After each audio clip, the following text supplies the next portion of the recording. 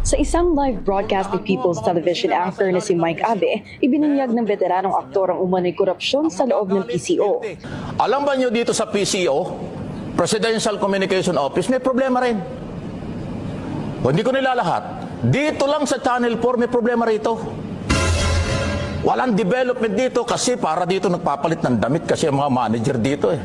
Every 3 months, every 4 months nagpapalit ng manager. Sa kasalukuyan, General Manager ng PTV ang dating Executive Officer ng Television and Productions Exponents at Tape Incorporated na si Maria Lourdes Choa Fagar. Umupo ngayong Agosto si Choa Fagar nang palitan niya si Robert Dollar na 4 na buwan lang namuno.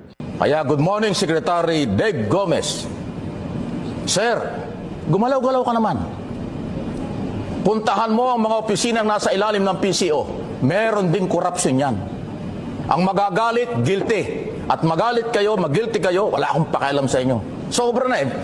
Pagpapatunay lang po ito mga kaibigan na hindi lang ang DPWS ang may problema sa paggamit ng pera, paghawak ng pera, proposed project at budget every year.